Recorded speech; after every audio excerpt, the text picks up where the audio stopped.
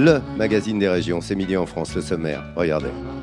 Au cœur du Vaucluse, les dentelles de Montmirail dominent le paysage par leur beauté et leur immensité. Non loin de là, sur le plateau des Courins, vous allez voir que des passionnés du patrimoine se battent pour préserver leur région. C'est Jean-Sébastien qui nous y emmène. On va aller découvrir un site absolument magnifique, ultra célèbre dans la région, les dentelles de Montmirail. Les adhérents de l'Académie de Baume de Venise.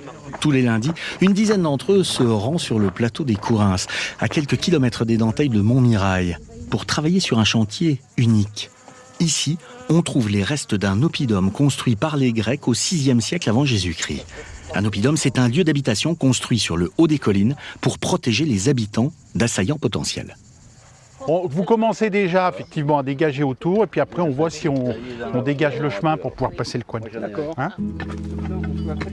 Aujourd'hui, les bénévoles de l'association vont remettre un coup de neuf à ce patrimoine archéologique. Ils débroussaillent, ils piochent, ils creusent afin de redonner à ce lieu son allure passée. J'ai toujours aimé les dentelles de Montmirail. Ma femme me surnomme Gérard de Montmirail. Parce que j'aime gratter la pierre, j'aime monter sur les collines. Et depuis que je suis à la retraite, j'ai trouvé cette association qui correspondait tout à fait à mon attente de revaloriser tous ces chemins que j'ai parcourus il y a ça 20 ans. Voilà.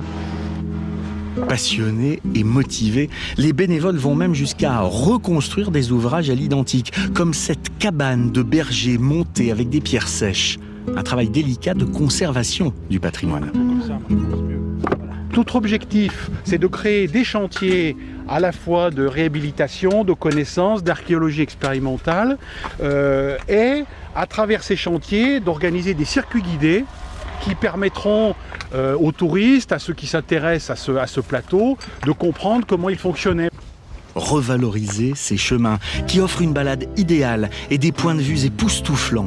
C'est l'objectif des bénévoles. Michel Grillet, président de l'association depuis un an, nous emmène visiter une des richesses que recèle le plateau, la chapelle du Castelas, datant de l'an 1000. L'idée, c'est de faire des travaux de confortement qui permettent d'éviter que la chapelle continue de s'écrouler. Donc on va coffrer la voûte en bois et reconstruire en taillant toutes les pierres de la voûte pour recréer complètement l'abside. Dans un futur proche, la chapelle retrouvera son charme d'antan, à l'image de cette forge de la carrière d'Aubune, réhabilitée par l'Académie l'année dernière. En attendant, nos bénévoles peuvent profiter d'une vue imprenable sur les dentelles de Montmirail. On a une vue complète à 360 sur les dentelles, l'Ardèche, les Alpilles, les monts du Vaucluse. Et on arrive à se projeter en fait plus facilement. Je ne sais pas pourquoi, mais dans des lieux comme ça, c'est peut-être parce qu'on réussit à s'échapper un petit peu de la réalité, notre condition un peu. Et du coup, notre esprit arrive à plus facilement s'envoler. Voilà, c'est ça. Ouais. Voilà. Donc c'est pour ça que j'aime bien ce pays. Ouais. Un pays sauvage et naturel qui fait du Vaucluse une destination privilégiée et unique. On voit bien là à quel point de cet oppidum romain, déjà joli pour le travail de l'association, c'est remarquable qu'elle le fait revivre.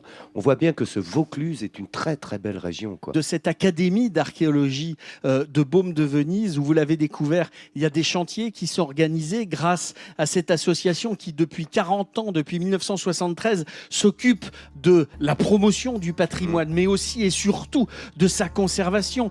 Il réalise des chantiers, il réalise des ateliers comme celui qu'on découvre là pour apprendre les techniques anciennes avec des outils ancestraux pour l'extraction de la pierre, notamment sur le site de la carrière d'Aubune. Et comme elle le fait donc depuis 40 ans, l'association organise aussi des manifestations, des conférences, des visites guidées sur différents sites de Baume de Venise, notamment à la découverte de l'oppidum qu'ils ont restauré, qu'ils ont conservé, à la découverte également de la flore locale, et puis à travers un musée, le musée archéologique de l'Académie, qui veut par ce musée, en fait, démontrer que l'on peut, à travers ces traces sauvegardées d'un passé, eh bien, découvrir la valeur et s'en servir pour découvrir notre présent et toutes les connaissances qui permettent à l'homme de trouver sa place aujourd'hui. Je trouve que c'est une très très belle définition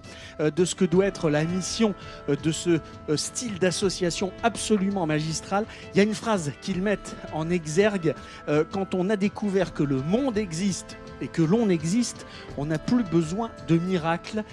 Et c'est très exactement ce qui se fait. Alors je voudrais remettre un sourire de France à cette Académie d'archéologie. Largement mérité. Largement mérité. Ils ont plus d'un quart des visiteurs qui viennent de l'étranger. Ils les accueillent tous avec beaucoup de sourire, évidemment, et surtout avec beaucoup de compétences et beaucoup de gentillesse. Il y a l'ancien président Philippe Coulon qui a fait un travail pendant 40 ans. Il y a le nouveau président Michel Grillet qui est là, et je suis très honoré de vous remettre ce sourire de France, Michel, à vous et à l'Académie d'archéologie de Baume de Venise qui fait un travail remarquable.